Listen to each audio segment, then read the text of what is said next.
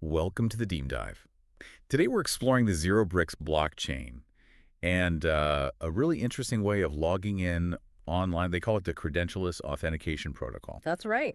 We've got some, well, pretty detailed info here about the ZeroBrix system itself and specifically how their Zero Wallet makes this password-free thing happen. Exactly. And for you listening, if you've shown, an interest in blockchain tech and maybe more private, secure ways to be online, this is going to be pretty fascinating. Yeah. But we're really digging into how ZeroBrix is trying to pull off both autonomy and privacy online. So what's the plan? First, we'll try and get a clear view of the ZeroBrix blockchain itself. Like, where is it now and where are they planning to take it? Especially this distributed idea and the self-managing aspect. The autonomous part. Yeah. Then we'll get into the sort of the nuts and bolts of a Zero Wallet and this keplib thing. That's the key, apparently, to logging into websites without needing usernames, passwords, Yeah. or even sharing personal info. Sounds good. Okay, let's unpack this. Let's start right at the bottom, the foundation, the ZeroBrix blockchain. What's quite notable, I think, is the difference between how it is now and what they want it to be. Okay. So currently it's centralized. It's run by ZeroCat just on a single server setup. But that's just phase one, apparently. Right. Like a proof of concept almost running in-house. Yeah. But the big picture is a distributed blockchain. Yes. Now, this is where it gets kind of unusual, maybe. Even when it's distributed, they plan for it to stay closed source, which kind of goes against the grain of a lot of blockchain projects, that open source ethos. It does raise questions, maybe, about trust, auditability. Definitely. Their reasoning, they say, is about security, tightening things up, and also protecting their commercial secrets, their IP. Okay, so it's a deliberate choice, prioritizing that kind of security, but they still want the resilience you get from a distributed network. Exactly. And to get there, to that distributed setup, ZeroCat is planning some big upgrades. They're talking about the database they use, Cassandra, currently, and their web server, moving them to work together as a cluster. Ah, okay, so spreading the load, distributing the data across different machines. Precisely. And deploying these nodes. Yeah.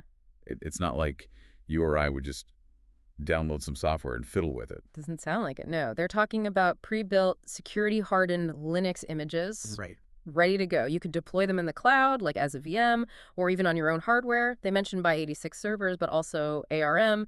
Even things like a Raspberry Pi could run a node. A Raspberry Pi. Wow, okay. That makes it quite accessible, hardware-wise. Yeah. The idea seems to be simplifying it for whoever hosts the node, less technical hassle. But maybe the most out there aspect is the maintenance plan. Autonomous maintenance? Yeah.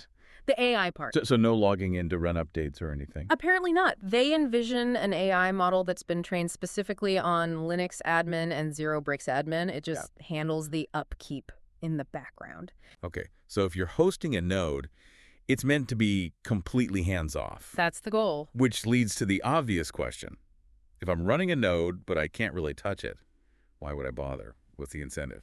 Good question. And that's where the ZeroCoin tokens fit in. If you host one of these nodes contributing to the network, you get rewarded with ZeroCoin. Oh, okay. It's designed to cover your costs, electricity, cloud fees, whatever, and, make it worthwhile to help secure the network. Right, makes sense.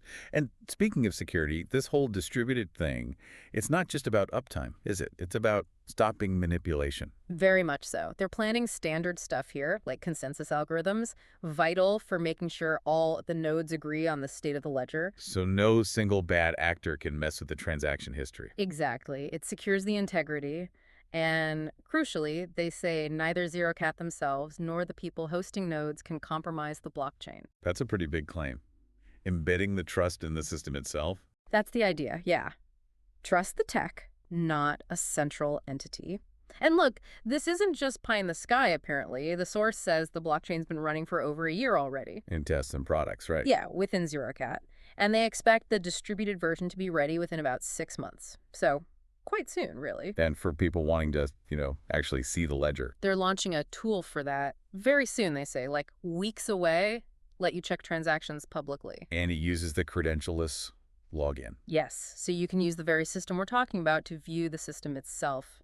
Dog fooding, I guess. Ah, right. And it also shows that the wallet side is pretty far along, too. The Zero Wallet app, Android.net, and that open source bit, Caplib, they're already in production use at ZeroCat. Yeah, it suggests the core tech is quite mature. And one more piece. The ZeroBrix exchange, also coming in weeks. Yep. For buying and selling ZeroCoin, other ZeroBrix tokens, using fiat or other crypto, sounds like they're building out the whole ecosystem. Okay, so that sets the scene for the blockchain itself. Now, let's dive into how this Zero Wallet and the credentialless login actually work. Right. So the Zero Wallet app. As we said, Android only for now. They point to Android security features as the reason. Okay, When you set up a wallet, it gets encrypted using post-quantum resistant cryptography. future-proofing against quantum computers breaking current encryption. That's the plan. Now, here's that interesting split again. The wallet app itself, closed source. They want to keep that secure, proprietary. Keep the keys safe. But the library that websites use to talk to the wallet for logging in Caply, that part is open source. Ah, so developers can see how the login mechanism works even if the core wallet is closed. Exactly. It's a balance. Security for the private key storage, transparency for the authentication protocol. Makes sense. So you create a wallet. What do you actually get? You get a unique wallet address. It's 42 characters long, starts with 0x, looks a lot like an Ethereum address. Right. That's basically your public key on the ZeroBrix chain. Your private key is kept safe inside an encrypted file, the .zk file, in your wallet app. So public address is shareable, private key is secret. Standard crypto stuff. Pretty much. And when you use your wallet to sign something like approve a login, you use your private key. The blockchain can then look at the signature and figure out which public address it came from. Like a digital fingerprint that points back to your public identity. Precisely. And that's the foundation for the credentialless login. Websites or other service providers can use smart contracts on ZeroBrix to check you are who you say you are. Without needing a password database. Exactly. So here's how it works. A website wants to log you in. It creates a transaction, but it's a zero coin transaction. No money changing hands usually. Right. It sends this transaction to its own wallet address. And in that transaction data, it puts its authentication smart contract ID and a unique number, a nonce. The nonce is key, right? Stops someone replaying an old login attempt. Absolutely. Prevents replay attacks. So the website gets this nonce from the blockchain first. Then it shows you this unsigned transaction. How does it show me? Two ways, mainly. Either as a QR code you scan with your Zero Wallet app, Okay. or if you're on your phone already, maybe as a special link, like zerowallet.something. You click it, it opens the app. Gotcha. So the transaction details land in my Zero Wallet app. Yep. And you see it. You know, website X wants to authenticate you. Usually a zero coin involved. You can hit approve or cancel. Crucially, no password was typed, no username. Imagine that. No more password managers, no more forgot password. That's the dream they're selling. So you hit approve. Maybe click a button on the website too, saying I approved it. Then the website does something clever. What's that? It asks the ZeroBrix blockchain, hey, for this specific transaction, I just created the one with this nonce, which wallet address signed it? And the blockchain. Just replies with the wallet address, nothing else. No name, no email, just the public address that approved that specific request. That is neat. So the website gets my public wallet address, and that's my identifier for them. That's it. If it's your first time, maybe they show you an optional form, want to tell us your name or email, but you're already logged in. Authentication happened without that info. And if I've logged in before? If they already have an account linked to that wallet address, boom, you're in. Seamless, no credentials needed. The privacy benefit seems huge here. You log in, the website only gets your public address. The blockchain did the verification work. That's the core value proposition. And while ZEROCAT is the one pushing this protocol now, making Caply open source suggests they want others to adopt it, wider use. Yeah. And just to reiterate, even though logins are often zero coin, the coin is important, right? It's used for their actual products. Oh, yeah. ZeroCoin is the main currency for buying ZeroCat stuff. That's why they need the exchange. And the platform supports other tokens too, so it's not just about authentication or their own product. Okay, so we've covered the blockchain's plan, the autonomous nodes, the wallet, the login flow. What are the big takeaways for you, summing up? Well, I mean, ZeroBrix is clearly aiming for this distributed, self-managing infrastructure future. That's a big goal. And the Zero Wallet, with this credentialless authentication protocol, it's a genuinely different way to think about online ID. Moving away from passwords. Totally. Using blockchain signatures instead, with a big focus on user privacy.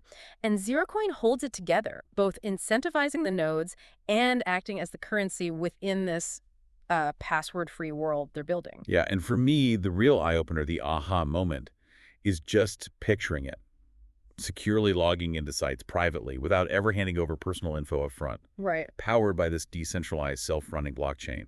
And that split closed wallet app for security, open library for the login process, that's a really interesting balance they're striking between keeping secrets and being transparent. It is. It shows a specific strategy. For you listening, especially if you're keen on finding more secure, more private ways to interact online, this whole thing, it really sketches out one possible future. Definitely. More user control over identity, less dependence on those old username password systems that, let's face it, are constantly under attack. So it leaves us with a thought, really.